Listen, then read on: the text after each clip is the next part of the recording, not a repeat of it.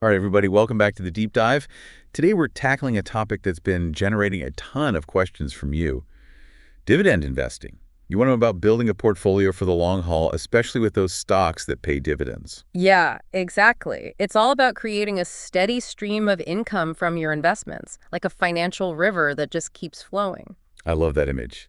Okay, so let's break this down. Let's say I'm in it for the long game, building wealth steadily over time, not looking for some overnight miracle. How do dividends fit into that? Well, think of it like this. Dividend investing is about owning a piece of a company and getting paid regularly just for being an owner. It's like getting a little bonus from your favorite businesses every quarter or even every month in some cases. Okay, so it's about sharing in the company's success without having to constantly buy and sell shares, right? But I've heard people call dividend stocks safer. Is there any truth to that? It's not quite as simple as safer. It's more about what those regular dividend payments can tell you. Oh, I see what you mean. Go on. Well, think of it like this.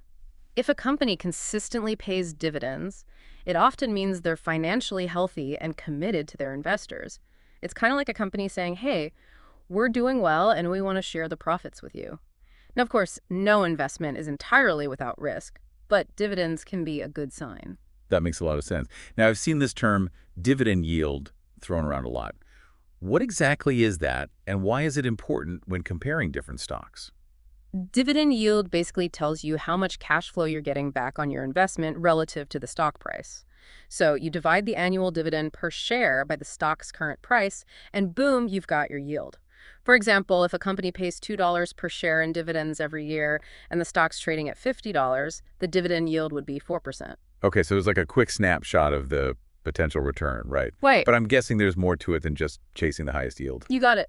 A high yield doesn't necessarily mean it's a fantastic investment. Consistency matters a lot too. Right, because a company could have one great year, pay a huge dividend, then tank the next year. Exactly. You want a company that's in it for the long haul, just like you. A history of consistent dividend payments, that's what you're looking for. It's like having a reliable friend you can always count on. So true. Consistency is key in any relationship, financial or otherwise. What about companies that actually increase their dividends over time? Is that a positive sign? It absolutely can be. If a company keeps raising its dividend, it often means they're growing, they're profitable, and they're committed to rewarding their shareholders. It's like getting a raise at your job every year. Think of a company like Coca-Cola. They've been increasing their dividend for like over 50 years straight. That's impressive. That's amazing. But I keep running into this other term, payout ratio.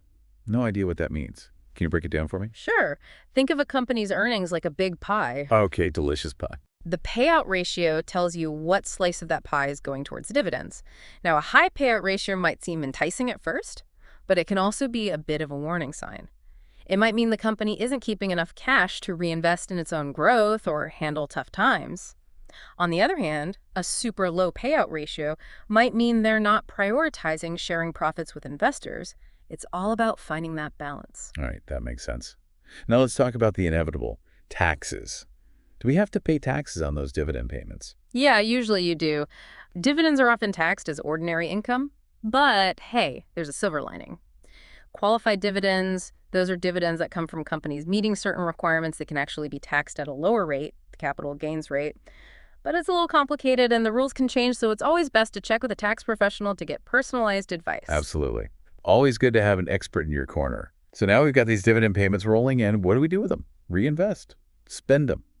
What's the smart move? That's where the magic of compounding comes in. When you reinvest your dividends, you're essentially buying more shares. Those new shares generate even more dividends, which you can then reinvest and watch those returns really snowball over time. It's a powerful strategy for long-term growth. It sounds almost too good to be true, like a money tree that keeps growing more branches. But one last question. Does a company's overall financial health really matter when it comes to maintaining those dividends? It's absolutely crucial. Think of it like the foundation of a house. You need a strong foundation to build something that will last. A financially sound company with steady earnings, a healthy balance sheet, and consistent profitability is much more likely to keep those dividends coming and even increase them over time.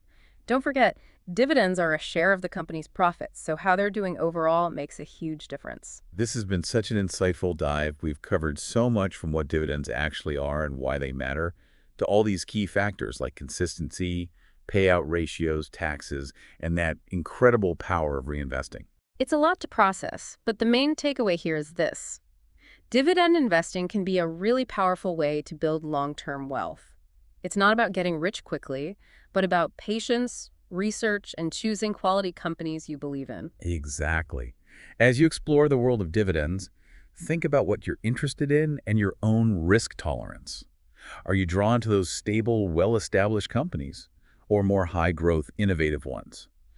There are so many possibilities, and the best part is you can build a portfolio that reflects your own financial goals and values. And don't forget to keep an eye on what's happening in the broader economy. Things like interest rates, inflation, and overall market conditions can all impact those dividend payments and stock valuations. That's a really important point. So as you continue your journey with dividend investing, remember to stay informed, do your research, and choose those investments wisely. Happy investing, everyone. Happy investing.